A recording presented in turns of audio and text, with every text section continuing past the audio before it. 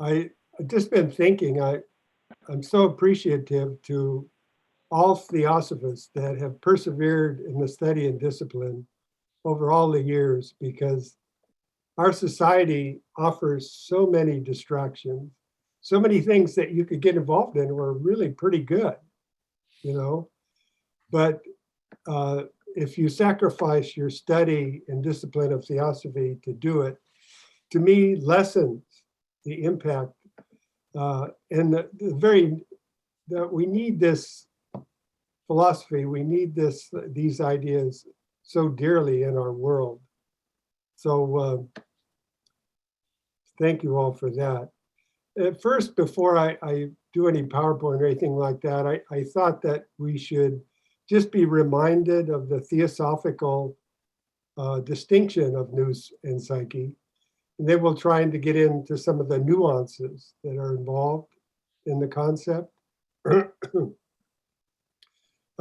As most of you probably know, that Noose refers in some sense to the higher Manas, the immortal reincarnating ego, the spectator of the drama of life. And Psyche is the lower Manas, or the ray of Manas that becomes active in the world of time and space and phenomena. Now, both of these are dual, though. Higher Manas is very much connected to buddhi, or spiritual intuition. Both of these are just the radiation or efflorescence of Atma, the universal spirit. And lower Manas gets connected with Kama and becomes Kama Manas. And this becomes a problem if the potency, the tremendous potency of self-conscious intelligence devotes all its energies to passions and desires in the phenomenal realm. So that's when Psyche gets off course. But Psyche, when it turns towards its source, Nous, or the higher Manas, then we can say that the music of the spheres becomes in tune with the music of the spheres, and things go well. So I just wanted to make sure that we had this kind of theosophical outline to start with. And now I'm going to share my screen. And I trust, is that working, Jonathan? Is it? Yeah, very, very well. Okay. Since it's Martin Luther King's birthday today, this is one of his famous quotes, that injustice anywhere is a threat to justice everywhere. We are caught in an inescapable network of mutuality, tied in a single garment of destiny. Whatever affects one directly affects all indirectly.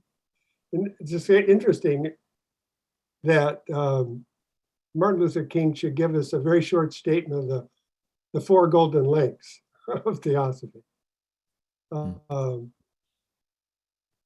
And I might add that having visited his grave in Atlanta, Georgia, well, where he's entombed, all I could feel was universal love, just being close to his dead body. Okay, now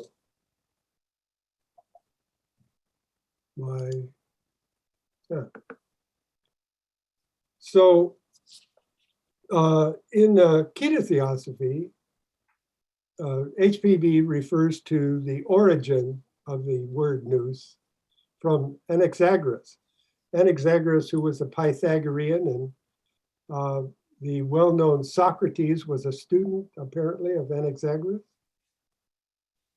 But he denominated nous from the Egyptian Newt, which is N-U-T, actually.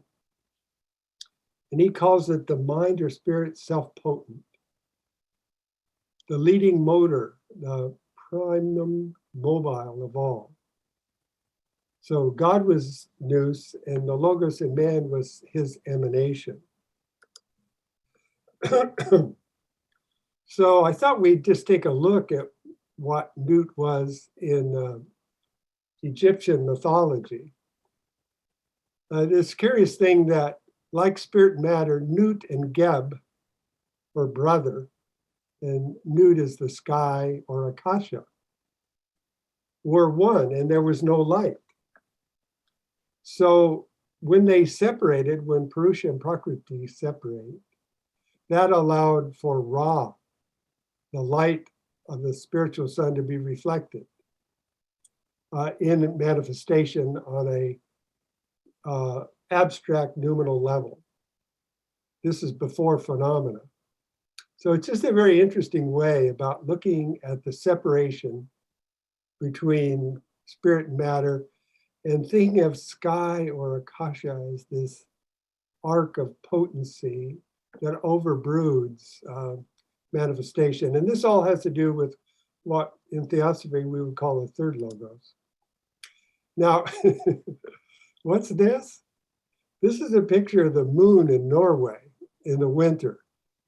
But I thought that, we'll talk about this later, sometimes there are images in nature that can awaken a potential of a noetic consciousness. You have this pristine purity of the snow of virgin earth, and the sky, this incredible blue to indigo. And one can imagine this light breaking through of Ra. But of course, in this case, that's the moon. Now, there is a more potentially esoteric aspect to Newt. This is the Hieroglyph of Newt. And here she is as the winged goddess, as the mother of all gods and goddesses. So here, as a theosophist, you can't help but think of these various feathers as depicting the various deities of Dion Choans, planetary spirits that give rise to what we call the universe. That's all noetic. And going back to Jonathan's and the beginning of the secret doctrine, you get this symbol of before manifestation, before the unmanifest manifestation. And the second fundamental principle of theosophy, the eternity of the universe as a boundless plane, periodically the playground for numberless universes. Now, the reason I put this in there is that some noetic consciousness retained the knowledge of this total unity and was able to convey it to us.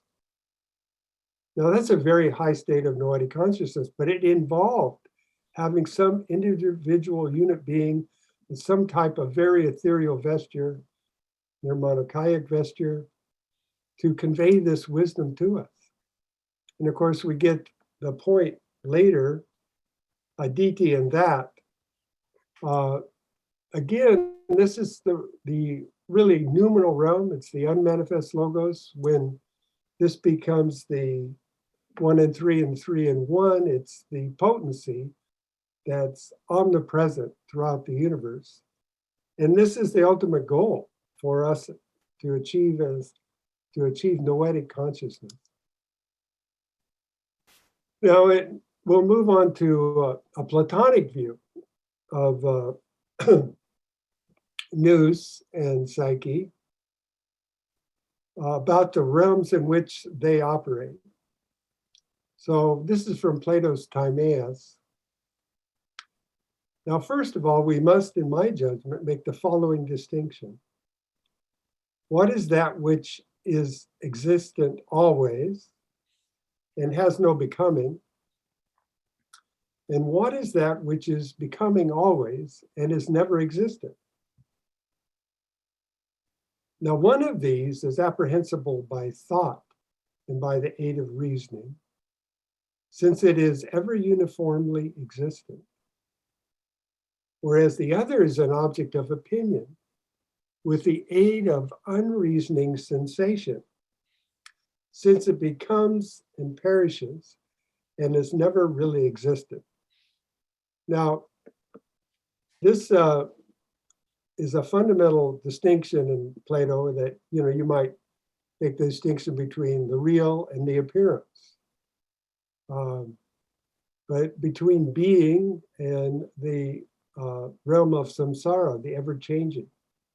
And the way this plays out in Platonic philosophy is take the idea of beauty, okay? You can have many, many beautiful things. Beautiful flower, beautiful sunset, beautiful book,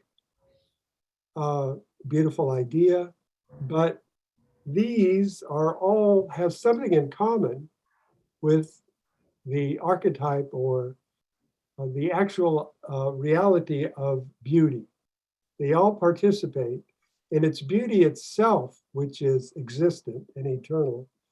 And it's the various things that participate in the qualities of that reality that become beautiful.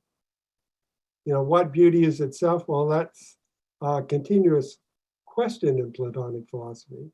You don't come to a final conclusion in the realm of becoming, but the search itself is the path of philosophy into wisdom. So it's like in theosophy and like in this presentation. We're constantly in an attempt to refine our understanding and concept of what is real. So here again, everything which becomes much of necessity become owing to some cause. For without a cause, it is impossible for anything to attain becoming. But when the artificer of any object, in forming its shape and quality, keeps his gaze fixed on that which is uniform, using a model of this kind, that object executed in this way must of necessity be beautiful. But whatever he gazes at, that which has come into existence and uses a created model, that object thus executed is not beautiful. So what he's saying, if we use as a model of beauty, say, our model is some physical object, some physical perception, some opinion, that this is in the realm of that which is ever changing and never really is. I remind you of H.P. Blavatsky's description of time as an illusion produced by the succession of states of consciousness. So all we actually ever see in physical time is a blurring, whatever duration or reality they seem to have is like a blurring. But the real thing itself, exists, well, we would say at a number of different levels.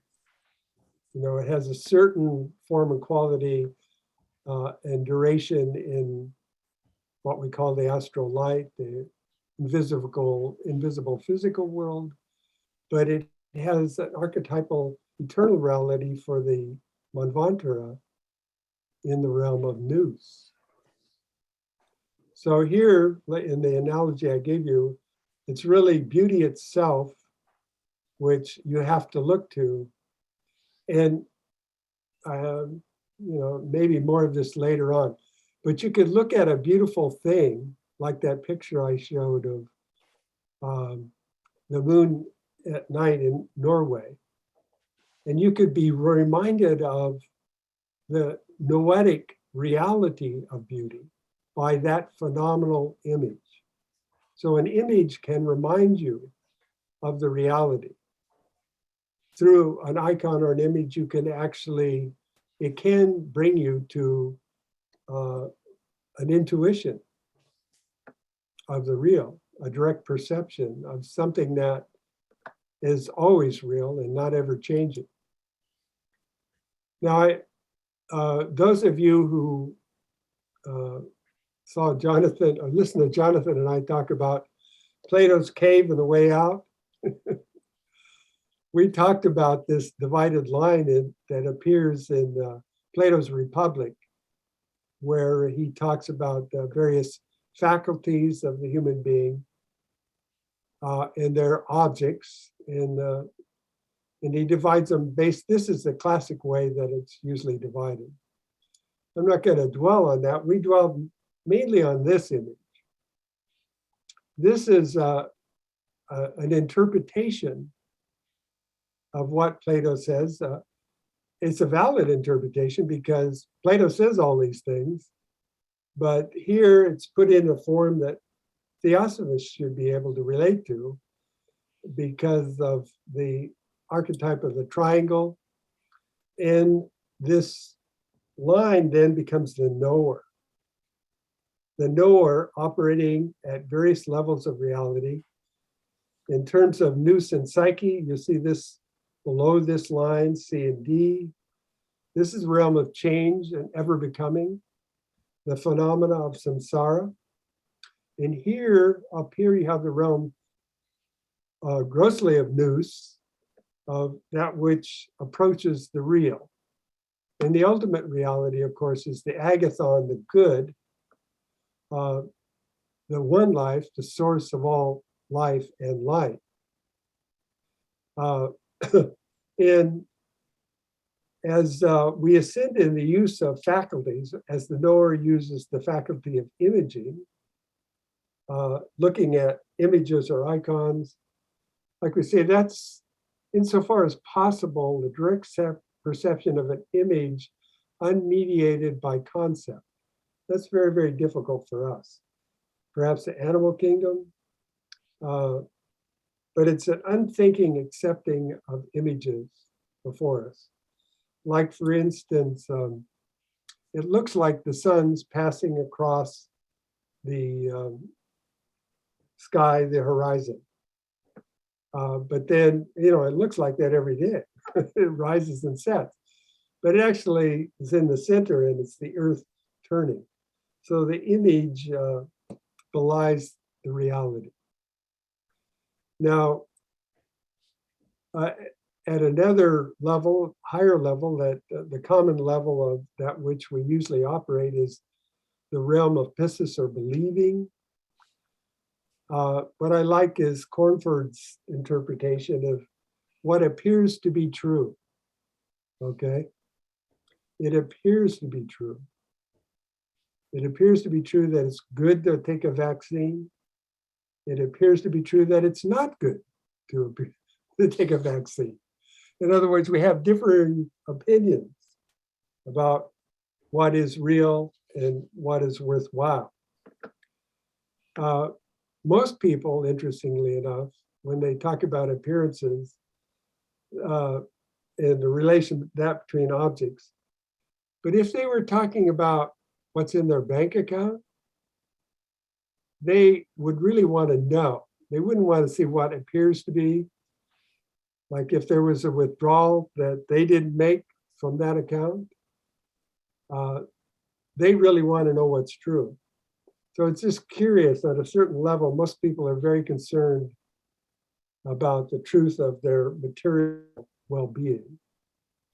But this, in other words, has to do with the perceptions of ever-changing objects and ever-changing fashions and ever-changing opinions, because it deals with a reality that's unstable. It's kind of like what Jesus says, you can't expect your house to last if you build it on a foundation of sand.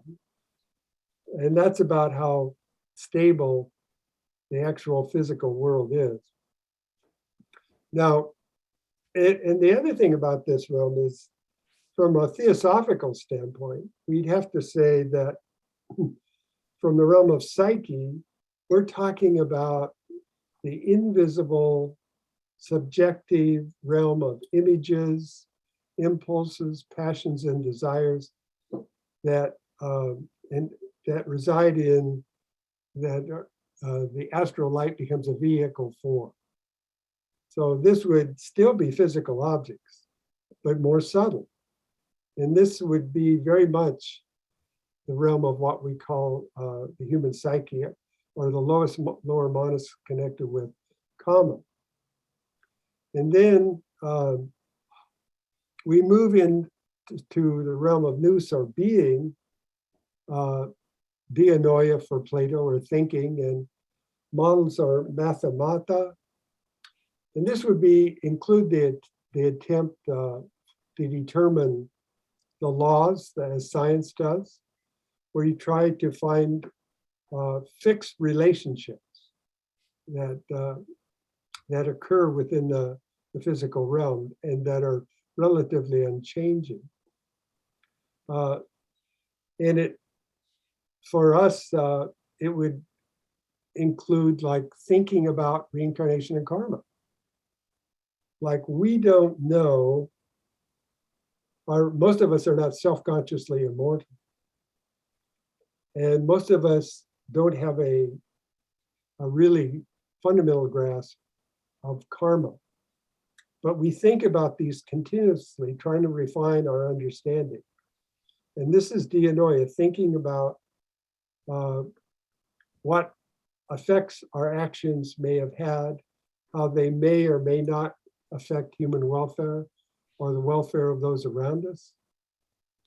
And then at a higher level, when we think of yoga meditation, you think of dharana in Patanjali's yoga aphorisms, which is the intense and perfect concentration of the mind upon some one interior point, accompanied by the complete abstraction of everything pertaining to the world of the senses. So there you see, you're really moving towards the realm of Noose.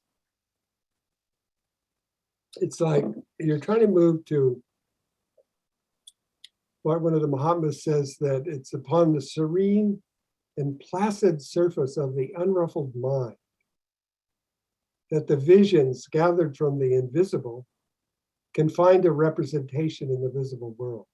That's a remarkable thing, is to perceive something in the formless realm and be able to remember it, and come up with some formulation that is communicable, like those circles or the many symbols that we have in theosophy.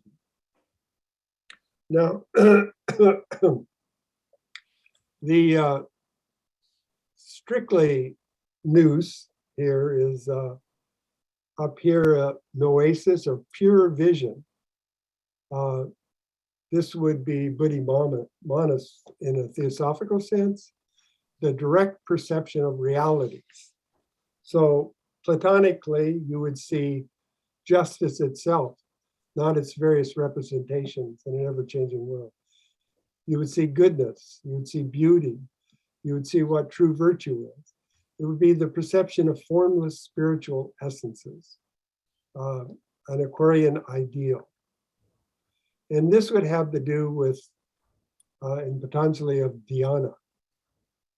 And we know that there's at least 4 stages of dhyana, but theosophically, most likely there's 7 stages of dhyana. But all of these are merging to the point where the knower, knowing, and the object of knowledge are one. But even there's probably that, tattvamasi, that thou art, beyond that. And that would be pure noesis. Now you'd see that in theosophy, HPB pretty much gives us the same idea, that our external powers perceive phenomena, our Nous alone is able to cognize their noumena.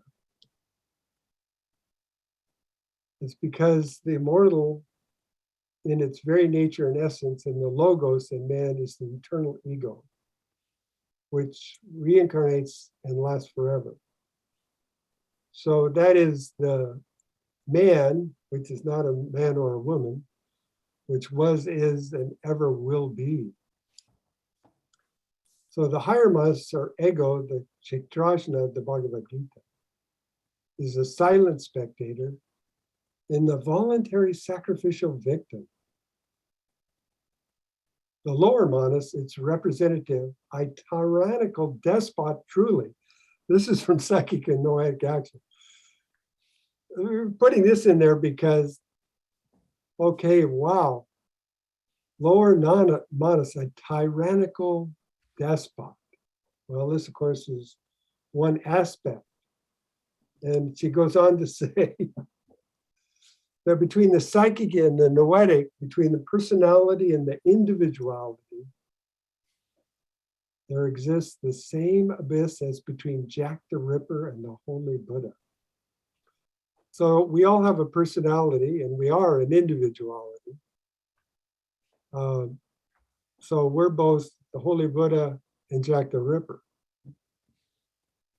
Now, this explains to some extent the vast spectrum of human character that we behold.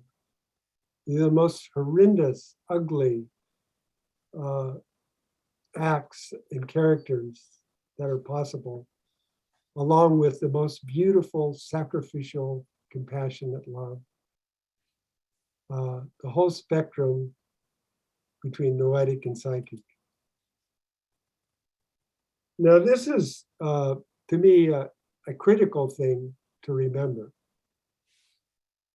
That when we think of ourselves as a psychic individual, we mean that self-determining power. So it's self-determining. It's not dependent on external circumstances. Like we said, that acts from within without, which enables man to override circumstance. So there's this continuous potentiality which for us can be self-determined, which always has the power to override whatever circumstances we're in. And as I recently heard Pico Iyer say that about his traveling all over, that it's not our experiences that determine us. It's our response to our experiences that determine what we are. So the mind, manas, or rather its lower reflection, which whenever it disconnects itself for the time being with karma, becomes the guide of the highest mental faculties and is the organ of free will in physical man. Now, this quote is included because, to me, if you look at this, that free will is dependent on manas disconnecting itself from karma. So we have free will, but its potential whenever we disconnect ourselves from the domination of personal desire and selfishness. When we see ourselves in a sea of mutuality, then we have the potential for free will, where the psychic then becomes an agent of the logos, becomes a creative agent in the realm of action. So you have this quoted in Psychic and Noetic Action of HPV. The senses are the horses, the body is the chariot. Mind, kama manas, is the reins. And intellect, free will, the charioteer. So it's lower manas, when freed from kama, that can receive the influences that comes back from its eternal parent, that can then guide the forces of desire and senses appropriately and in harmony. So that's the important thing is in psychic noetic action, it's that it's not a matter of creating, free will didn't create.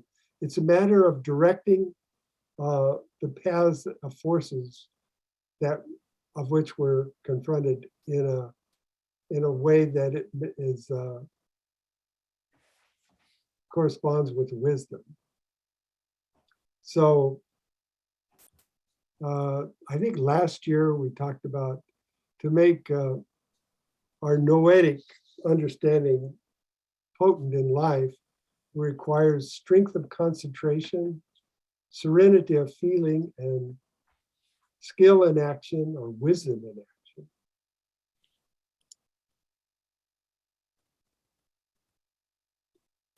So the sense thought is entirely distinct from supersensuous thought. This is very humbling, right? So responding to the touch of both the physical and metaphysical force, the impulse given by the psychic or psychomolecular force will act from without within, while that of the noetic, shall we call it the spiritual dynamic force, works from within without.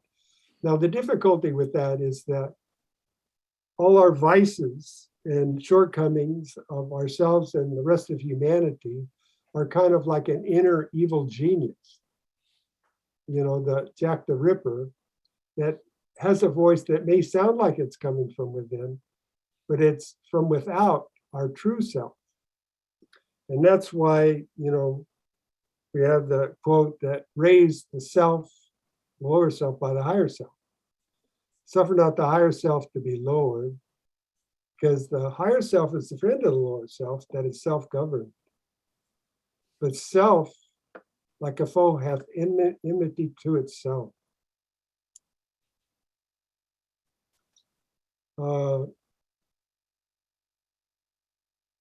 Then it's in part of the theosophical discipline to try to understand that what we are is connected to a host of dhyanis, Buddhas, or forces, intelligent forces that form the logos in the cosmos.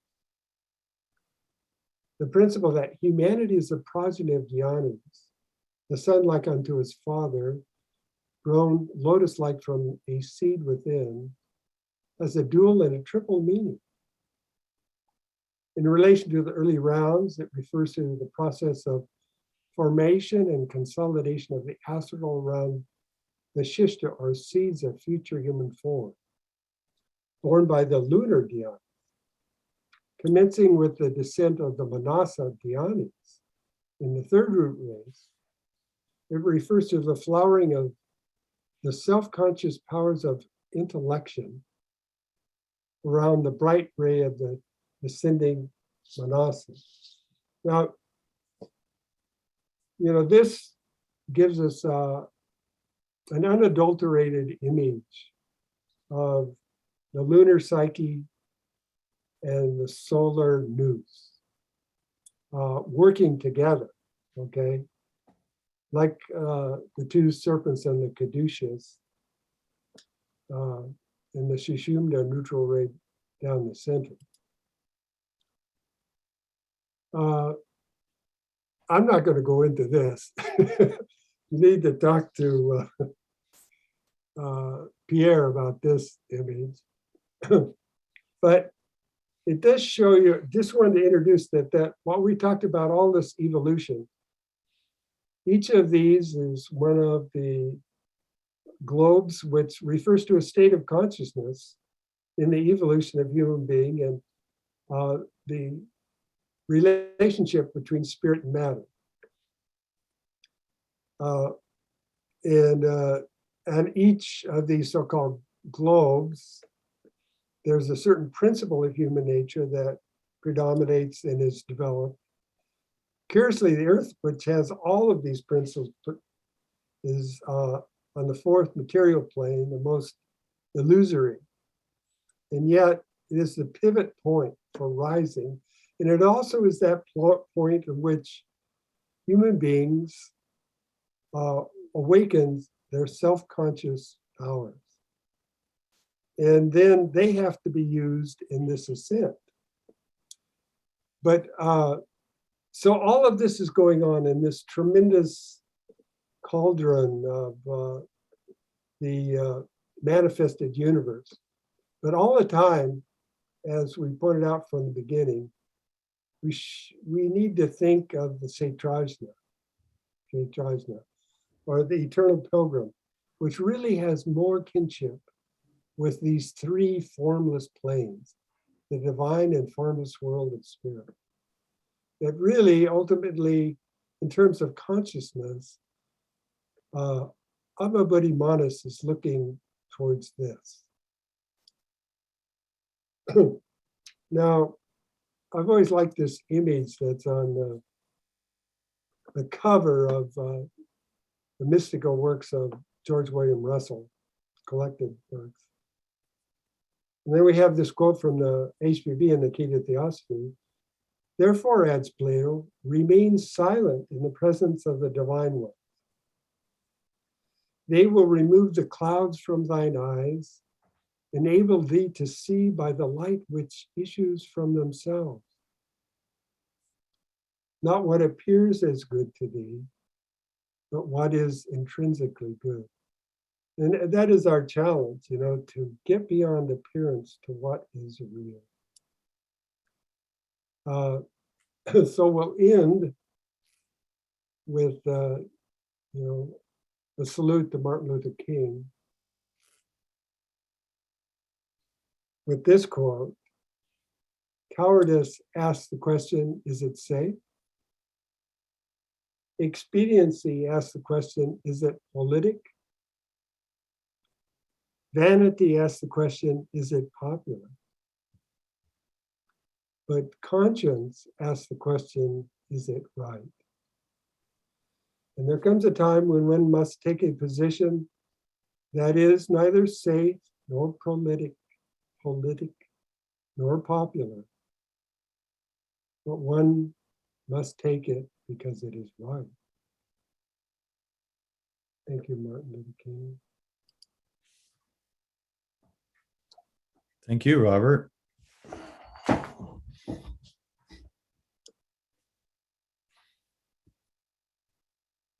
We've got some time for Q&A, and I see Kirk Redean's got his hand up there. Oh, Kirk.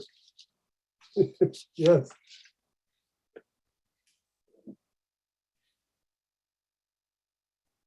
You need to unmute yourself, Kirk. Yeah, unmute. Yeah. Sorry.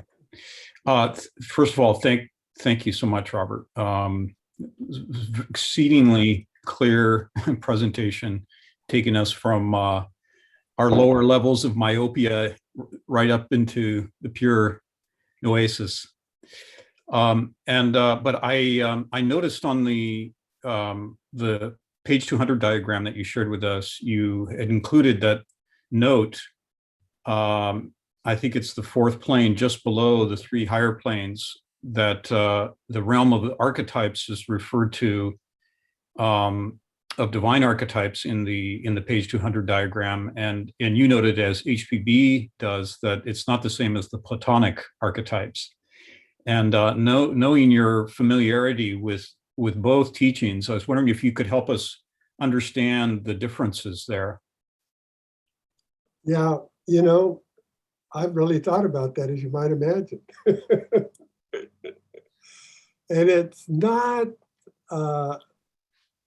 easy, but that in any cycle, like on those globes,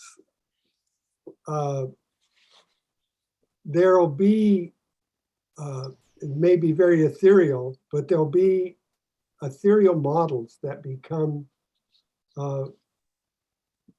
the basis for the various forms, that will evolve on that plane of existence. And those would be what we call, that vast region, invisible physical region we call the astral light. The Platonic archetypes are really connected with the host that we call Dionys.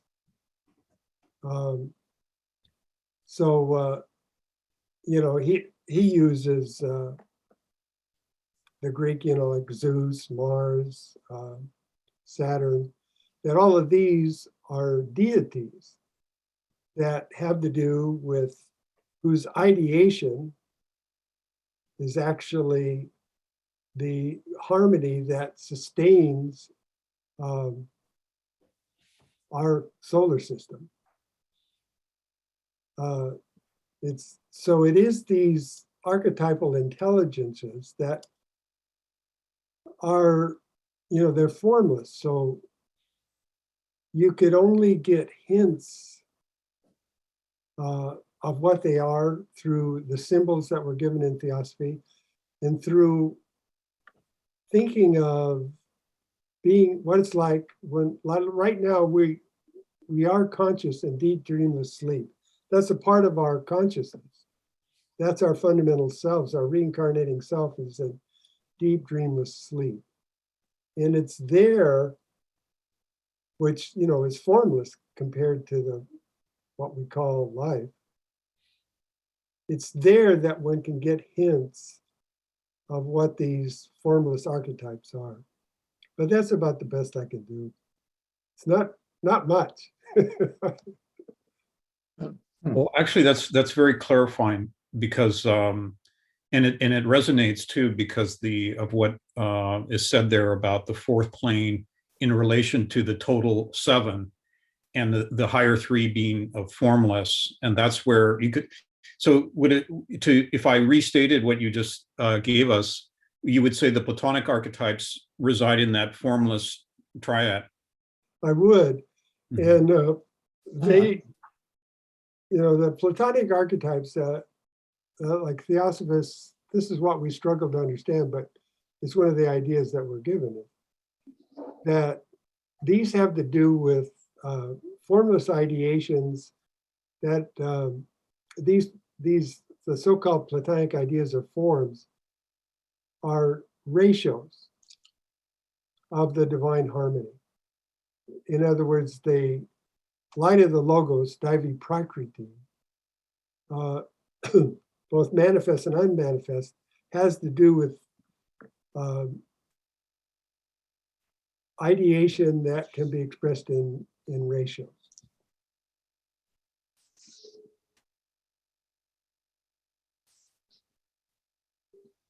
It isn't a ratio, but that's its highest expression for us.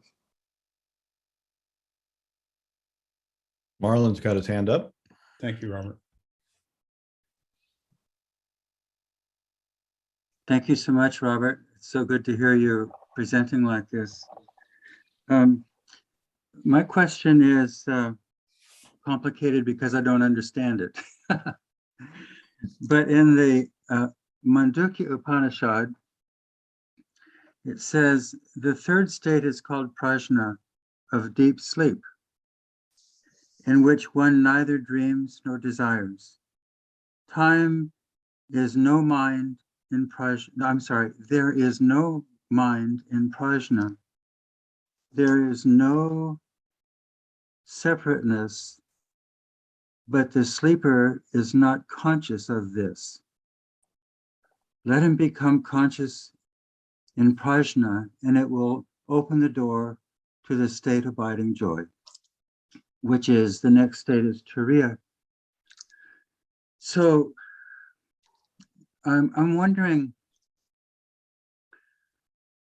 so the dhyanis are there, and dhyana means meditate, right?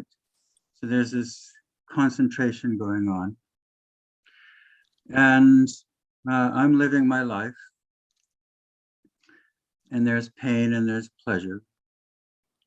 And so what is this perennial pilgrim?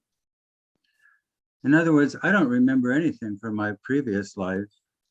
I might think about the evolution of life, and I can see the animal in myself, and I can look for the divine in myself. But what is it that goes from life to life? And if I'm not conscious of that, so what? Why not just have fun and let the dhyanis take care of themselves the next time around? And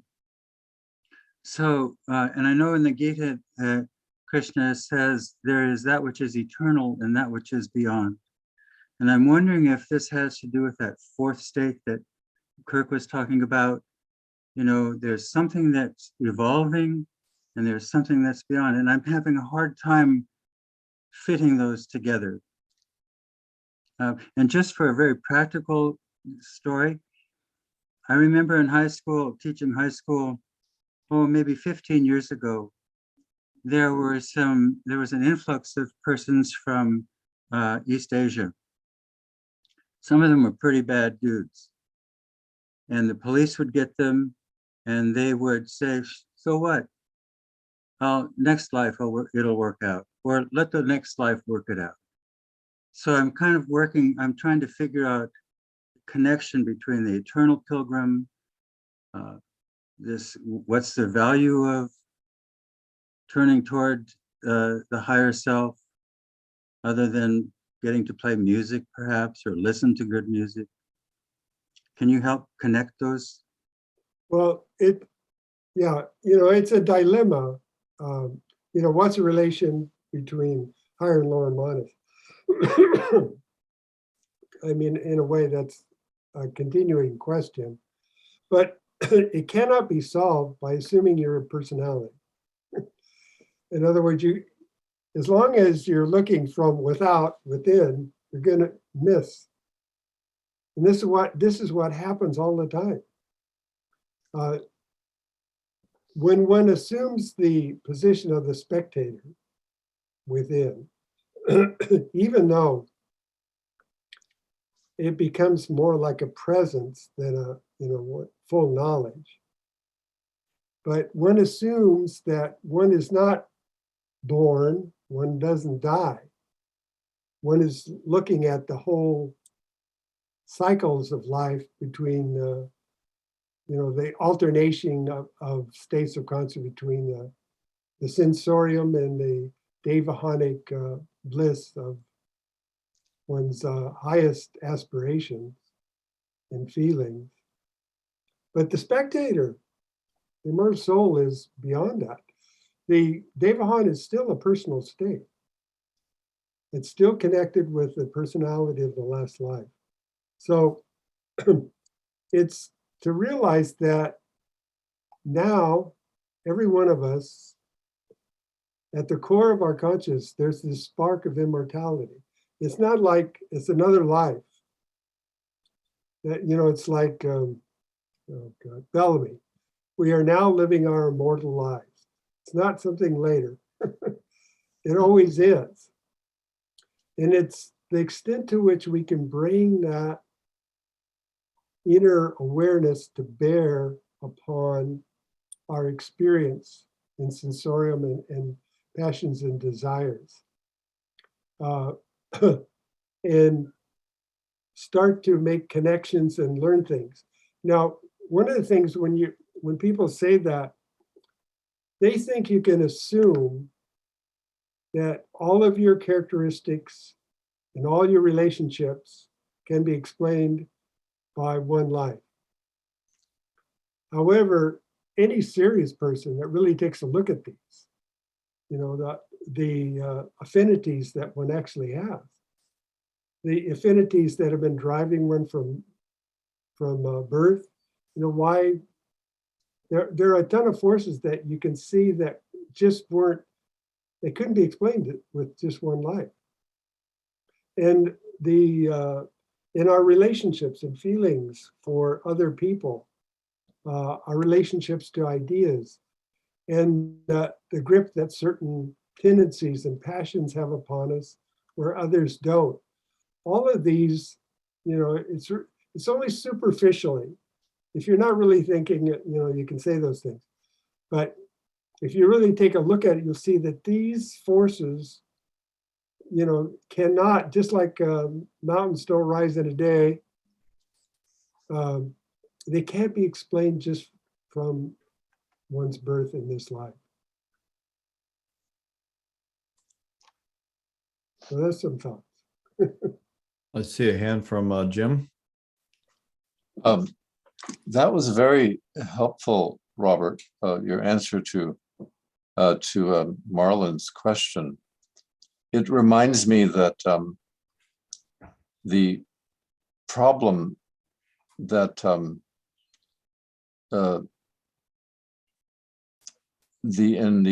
specified in the lead article of Hermes recently was talking about one of the big problems for people to understand brotherhood, for example, was the notion that brotherhood has to be created. That's a big conceptual problem because brotherhood actually already exists. Now, if you do that parallel to Marlon's question, then you take a different position. That is, the immortal soul is. It already is real. The higher mind is present. So the question becomes, what instances of this can I understand that it's already operative in myself? Don't start with the other proposition. Begin with the fact that one has a higher mind, is an immortal soul. And from that standpoint, what does Plato say? The higher participates in the lower, right? They're not two separate worlds. Yeah, especially in Plato. Yeah. Yeah. I'm sorry, what? Yeah, especially in Plato. It's all about gaining control. That's all. Yeah. But so to the extent to which one can help the mind start, as HPB said, get above comma and begin to think in more universal terms, more philosophically richer, wider terms, think in terms of deeper feelings, more profound, lasting feelings, more abiding feelings, not simply in oneself, but what one can witness in others as well. And one begins to exfoliate the lower and give birth increasingly many times to the higher until there's no higher lower. In that sense, one becomes aware of the fact that one is a higher immortal soul in a pilgrimage, and one is simply on a path that's such a path that it infinitely enriches itself through time, through suffering, through discovery. But you always have the sense, no matter how much I suffer, how much I witness others struggling, it's real. And in time, as Lincoln was quoted, this too will pass. So that ultimate affirmation that what you are is the joy of discovering it. You will continually discover it. There'll be death and rebirth continually in life. It's not one thing. It's not one life. It's not many lives. It's continuous. So in that sense, it's just get beyond the fact that there's a higher and a lower. That's part of the problem. The higher is in the lower, quote unquote, and it exfoliates over time. I don't know if that's helpful or if that muddies it, but anyway. Yeah, thank you very much, Jim. That's great. I was trying to, I was reminded that in the Bhagavad Gita, at a certain point, Arjuna, he no longer has any doubts. Yes, right, yeah. He's been listening to the teaching, and all of a sudden then he's, boom, okay, I understand. And then he's totally focused on just learning, Yeah, exactly. So it seems like it's kind of like that. We as people, as pilgrims, have to, return to that point where, okay, we have this teaching. Oh, well, wait a minute, this is all true. These great beings have been teaching it for millions of years, and we've had access to it periodically. Hey, It's Robert. time to take it seriously. Hey, Robert, along these lines, I was wondering if you could look at that last quote that you read from Martin Luther King in that light. It sounds almost identical to me, where he says, well, we can do, well, which is the one where you read where what's politic and what's Safe. Yeah. vanity and so forth. We can go along with that. Yes. And Right. at some point, he just cuts through and just says, you know what? You got to go with conscience here. Yeah. Right. And you got to act like, anyway, I was wondering if you could kind of look at that. Well, some more. I'll read that again. Cowardice. Oh, geez. Ask the question, is it safe? expediency asks the question, is it politic? Vanity asks the question, is it popular? Popular. Yeah. You know, that's like Arjuna being accepted by his friends and relatives. Mm. But conscience asks the question, is it right? Such an incredible quote. Jeez. Yeah, it really is. And, you know, we in the Institute of World Culture Study Circle, we've been studying some of the things about Nelson Mandela, and that was the central pole in his life. Is it right? Yeah. That's just so interesting to me. He went through all kinds of transformation and changes. But the one thing that pushed him on and on was, is it right? May I just add one footnote, just one quickly? It is so important, even though we make these points about make a different assumption about what you are, that's absolutely critical. It becomes a seed, called the seed of enlightenment. But to actually consciously contemplate the highest possible qualities that exist in enlightened beings of various kinds is absolutely a key. Never doubt it for a moment that such beings either exist or that the flower and efflorescence of an age is expressed in their magnificent qualities. And they're even greater than we can conceive of.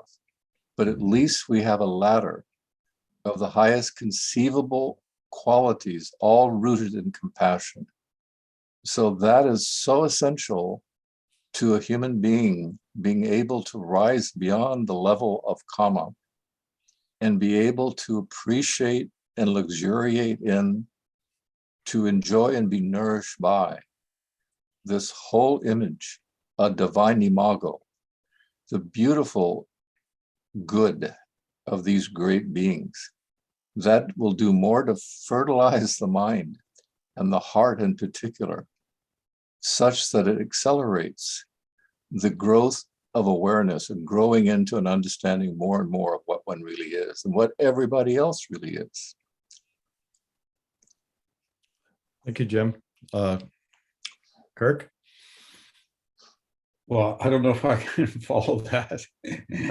Thanks, Jim. That was beautiful. And kind of right along with that, was reflecting about the importance of deductive thought as a beginning place in trying to cultivate what we think of as our higher nature. And that seems to be one of the reasons why we're given these, magnificent, abstract, universal concepts. We're given, a sort of outline, even though it's fragmentary and partial, but a kind of pictorial about cosmic manifestation, for example, in the first book, the SD, as a basis for beginning to think about, again, who and what we really are. And then we take those, we dwell on those concepts, and then attempt to, as Mavalankar recommends, to descend from that universal into the particular, what we know in our daily lives, and then from our daily lives to also try and make that reascent again. That's also would be taking to heart what Jim was talking about, it seems, this idea that, and that over time, as Jim, I love that term Jim used, exfoliating. This is like shedding of the false skins of the snake, right? Yeah. Yeah, and so that which is the gold that's there can manifest. But it seems like that deductive and inductive process is also critical to that, that kind of awakening. That's Mavlankar's teaching. Yes, I stole it. Well, no, you're making it relevant. That's different. Are there, we do have, We all plagiarize. I mean, we have nothing original. 10 more minutes, and the conversation's been very wonderful. I was just wondering, is there anyone else who hasn't had a chance to jump in on this or ask any questions or ask for any clarifications? And also, contributions, your own perceptions about what is noetic or the problems and possibilities of the psyche. Yeah, Monica.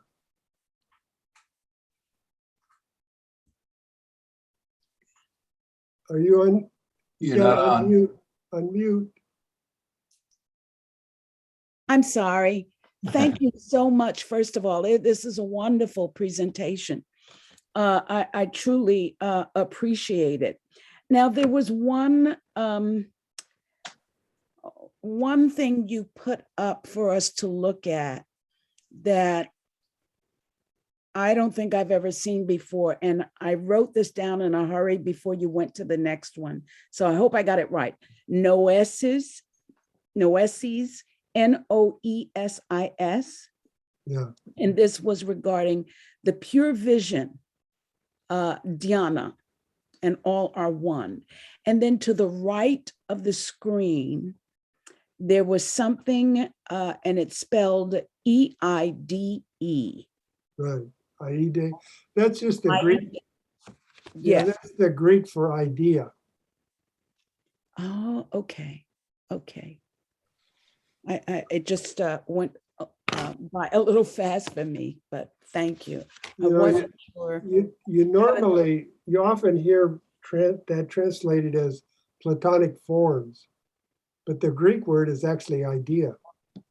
So in regard to, because on the same, it seemed, if I'm remembering, picturing it correctly, the word dhyana was on the same line with it. Right. So it is, are we to think of this as mantra? As mantra? Could it be thought of as mantra? Aide? Or I was just wondering if it was related to dhyana, which the term that I know to mean meditation, and maybe that's not the full meaning of the word. So I may be getting them a little bit confused, but it seemed to be in alignment with the pure vision and dhyana, all are one. And then on the right, it said Aide. So maybe I'm just totally misunderstanding it. Well, that's a correlation I'm making with noesis. That noesis is connected with Patanjali's idea of dhyana, which, was a very high, we can only talk about it from what one's read, right? I mean, it's an awakened, what we would call an awakened Buddhimanas. And it has, they talk about fourfold dhyana, but I would say it was probably sevenfold dhyana. But in Patanjali, it's like the highest states of meditation. So Okay. when you have that kind of focus, you can see the essence of anything. He gives a whole litany of, like, if dhyana in relation to the body or into time or into karma, you see the actual reality or essence of that thing itself. And that's why that's the idea. It's not idea like we think of. Okay. Yeah. Thank you. It's very challenging. It's great. I think we have time for one more question. I do see Michelle has her hand raised. Hey, everyone. Hi, Thank Michelle. you so much, Robert. That was such a wonderful presentation. Mm. And I'm not sure I know how to ask this. But when everyone was speaking about the higher and the lower, I was wondering about kind of the illusion of internal and external, or within, without. And I wondered if anyone had any thoughts on that. If that makes sense. Yeah, because the quote gives the basic distinction between the psychic and noetic, is that noetic is seen from within, without. The psychic is seen only from the outside. But you know, it is interesting to think about, like these, the question, and then somebody else can see what they think. But I thought that Marlon's question kind of highlights what it means to think from without. Is you're not thinking of yourself as an immortal spectator. And if then you're bound up in the world of forms, comparison, contrast, and all the things that are attractive to desire and that are unattractive to desire. So to some extent, in this idea of psyche, is when psyche is involved, like Plato says, the soul turns completely around, away from all attraction to the sensory world of pleasure and pain, like in the Light on the Path. Turns away from all of those and is focused strictly upon its true identity. That's within. And then everything else is without. So that's, yeah. So anybody else is welcome to help us out. Marlon?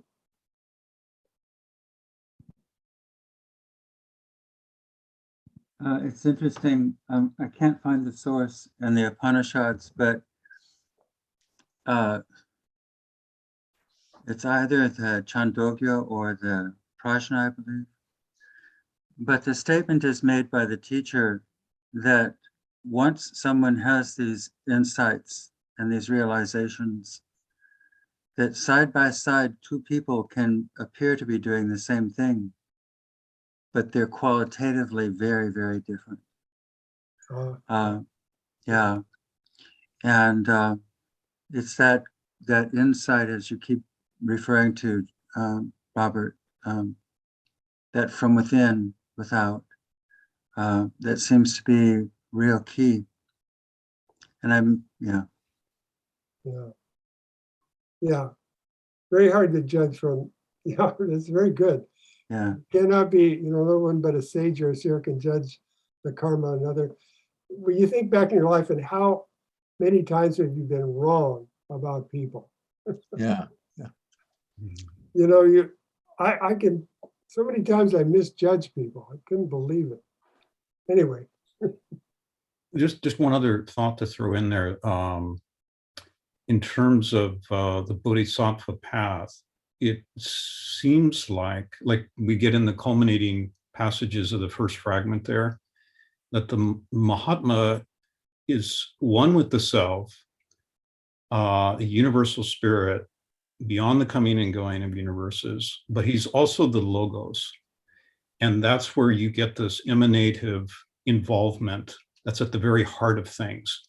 And that has, it includes the unmanifest, the manifested Logos, Mahat, and the seven dhyanis. And that provides the archetypal structure by which the rest of it unfolds. And so the knower of that kind of logoic knowing seems to be critical to being able to be engaged in time while also rooted in eternity. Wow. And maybe I'm just thinking that's that idea of going from within, without, from above, below, but it has to carry that archetypal structure in order for understanding to manifest at various levels of involvement with people with other beings who may be caught at certain levels and so on. Yeah, that's beautiful.